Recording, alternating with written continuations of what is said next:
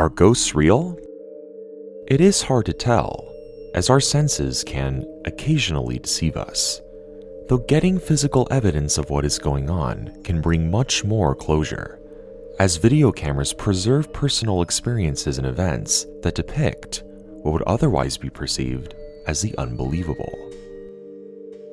The Lincoln County Courthouse in North Carolina has garnered a reputation among employees and even high officials for its unusual activity.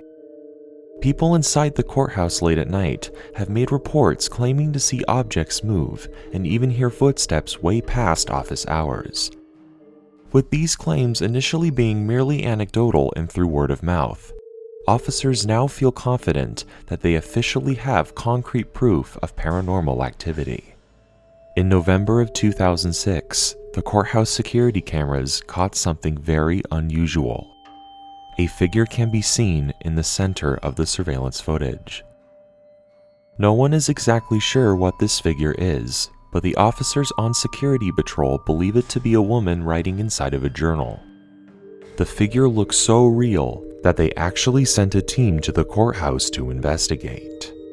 Not much to their surprise, they didn't see anything when they entered the room, although security could still see the figure perfectly visible on the feed. In fact, investigators were unknowingly walking right through it. While others have dismissed the figure as a collection of objects reflecting each other during the night that coincidentally create the shape of an apparition, security has also claimed to see it during the daytime and that it was even picked up by a news camera covering the story. Workers believe that this ghostly figure is responsible for the Lincoln County Courthouse hauntings. These unexpected series of events have caused such a heated debate that not even the courts themselves can reach a verdict. I like the new songs.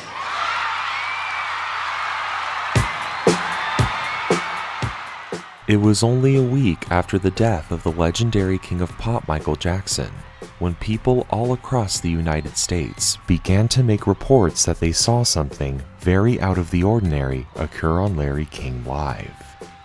On July 2, 2009, CNN aired an exclusive showing called Inside Neverland, where cameras featured a detailed inside view of the Michael Jackson estate, and according to some believers, possibly even Michael Jackson himself. While showing one of the bathrooms in his suite, a transparent figure can be seen walking across the hallway. This is one of the bathrooms. There are two bathrooms in this. Being a live broadcast, the crew who were filming at Neverland Ranch did not see the figure at first and continued with their routine.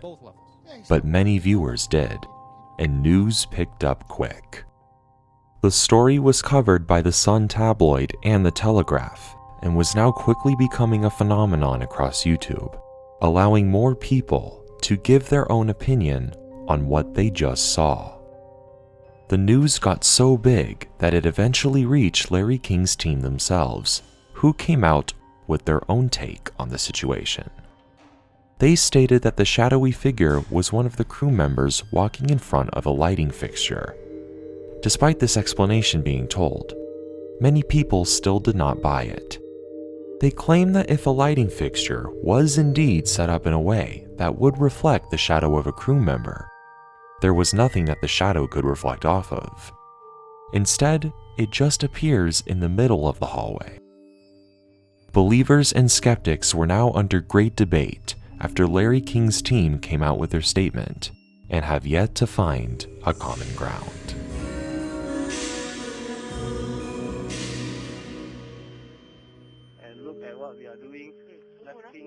If you were around during the very early days of YouTube, you may remember coming across this video, which became viral and dissected by viewers shortly after it was uploaded in March of 2006. The video started a whole new wave of caught-on-camera videos on YouTube, creating an entirely new subculture within the community. The footage was captured on a cell phone by two Singapore soldiers who were on duty at a checkpoint. The two begin to complain of hearing strange sounds, only to discover that they have a visitor.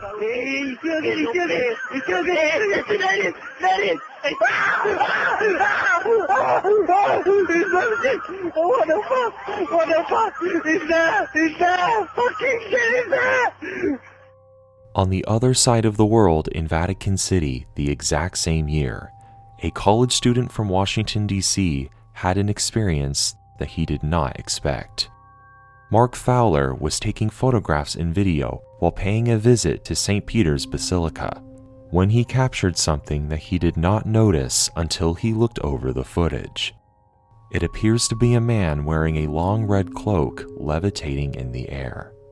Nobody, including Mark, reported seeing anything floating around while they were at the church or while the camera was recording. He was absolutely astonished at what he saw, and his story was quickly picked up by international news, reaching as far as Canada. The story was even covered by History.com and the popular radio show Coast to Coast AM. Mark still hasn't figured out what he exactly captured on his camera, but there are theories that have been proposed by other viewers that could serve as a possible explanation. Video editor Shane DeBrazio analyzed the footage and concluded that it was in fact genuine. But what we are seeing is not what we think. The reflection of the light shows us that this jacket is being supported by a stick. There's a stick right there. But as usual, not everyone was on board with this claim. To some people, it doesn't even look like the floating object and stick are attached to each other, but instead are two completely separate objects. In fact, the same figure can be seen way in the back of the church, just moments before the video was captured. Was it a tour guide using the jacket as a marker for tourists? Or an historical figure with quite a story to tell?